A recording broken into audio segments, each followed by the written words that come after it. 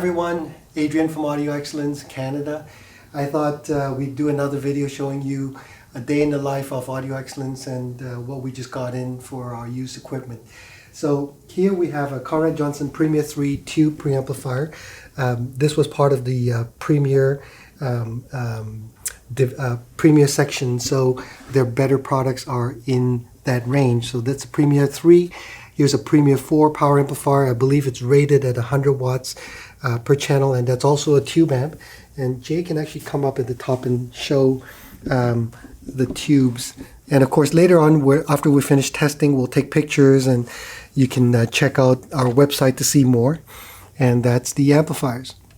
If you look very carefully, you can actually see where, with a long screwdriver, insulated screwdriver, you can also adjust the bias, and when the bias is correct, the red LEDs will either light up or go out. I have to check, I can't remember, it's been too long.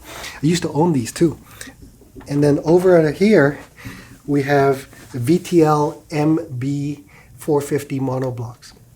Also just came in. Client decided to buy a pair of Macintosh MC611s, and these are here for sale. They've got tubes fresh as of 2 years ago, but with very, very little use because of the client's changes in his lifestyle.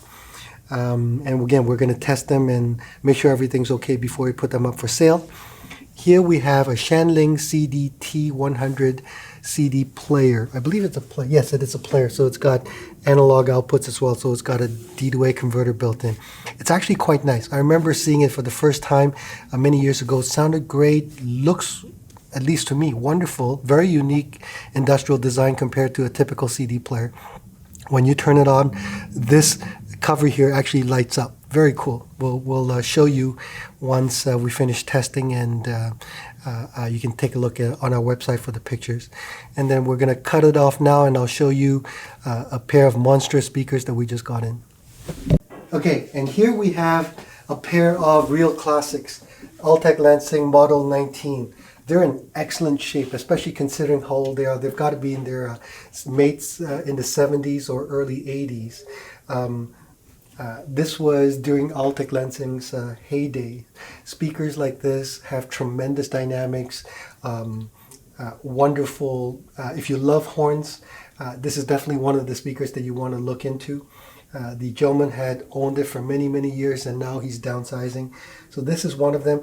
There's the control for the high frequency level and mid frequency level. The drivers all look to be in great condition. Same with the cabinets. Grills are over here. And just in case you thought it was, oh, by the way, typically with speakers like that, you will see a lot of scratches, especially for this vintage over the top. You'll notice that these are in excellent shape. And in fact, they're actually quite three-dimensional. I don't know if the video will pick up, but I think Jay can attest to that. When you're looking at the top, you can see a three-dimensional effect of the wood grain. Huh, Jay? Yes. All right, and then the grill's over here. And just in case you thought this was a mono speaker, ta-da! Here's the other one. We just didn't have space on the other wall. So if you have interest in these speakers, shoot us an email, adrian@audioexcellence.ca or info@audioexcellence.ca. And after we finish testing, we'll post that information on our website. So here we have a pair of Focal Audio Mezzo Utopias. One owner, original owner, I believe their speakers are about 15 to 20 years old. They just came in, so I haven't done all of my research on it yet. This is part of the Utopia series, so very high-end. I remember they sounded really good when they first came out. This is the inverted dome tweeter. It's not the beryllium, I don't think. And really full range. The client was using a pair of tube monoblocks, and he said they sounded spectacular in his house, and I have no doubt. They're very heavy, very well made. A couple things to note. You'll notice that instead of grills, they come with these custom made wood panels to protect the drivers. So I've taken them off so you can see what they look like here, and then if you're not using them and you're afraid that they might get damaged, you put them back. And so this is what they look like. Look at how they're made, and this is angled down, as you can see, so really nice. And this slot here goes where the tweeter is, so this is how you put it in, and this is for the lower part, the woofers. and Jake can probably show the back swell, or at least around the sides.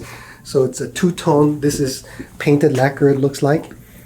Separate module for the tweeter, separate module for the bass, and separate module for the mid-range. And yeah, just maybe take a look in the back. They're using, it looks like it's WBT gold binding posts.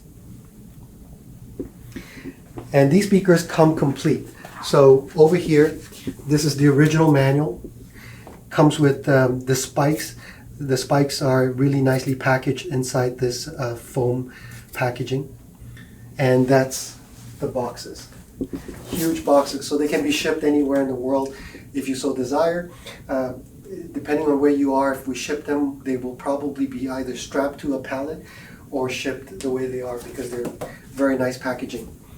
Okay, then over here, also just got this in. This is a PS Audio Ds Dac Junior. So this is the baby.